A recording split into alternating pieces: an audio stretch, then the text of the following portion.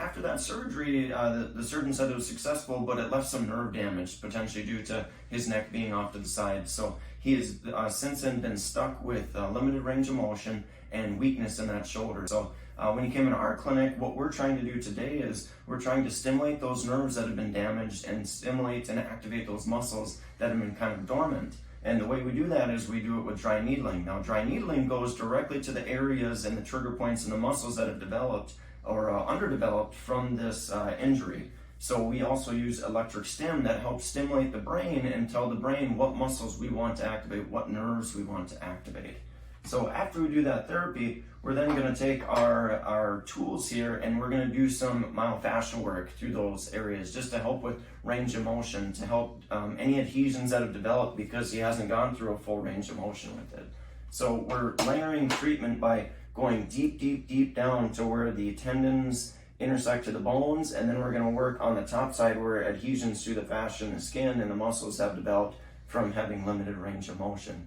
This will help the patient have quicker recovery time, hopefully get better blood flow, better oxygenation to the tissues there so they heal faster, and then get him better results long term. A surgery of the shoulder, it had affected some of the nerves coming down from the neck, so some muscles on the top of the shoulder are weak so they can't raise it. Some muscles on the bottom of the shoulder have tightened up because he's not been able to raise it.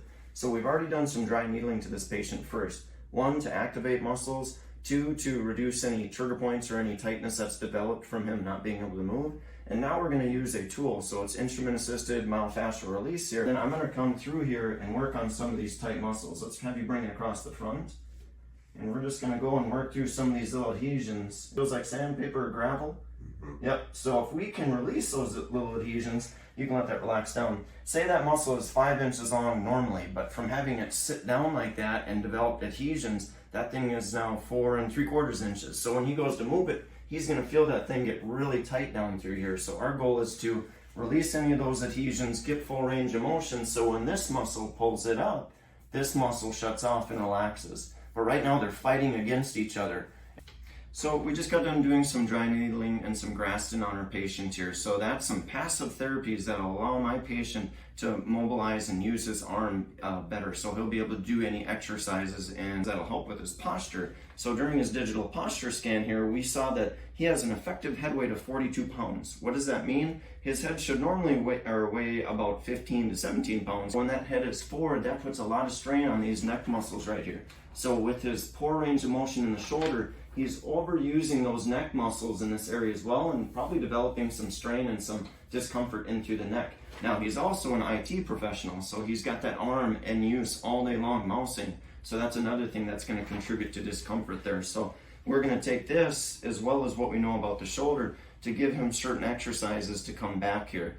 Things that are going to improve his posture from the center of the spine here first. We'll get stability in the center of the spine in this region, and then we'll start to develop more strength out in the shoulder here.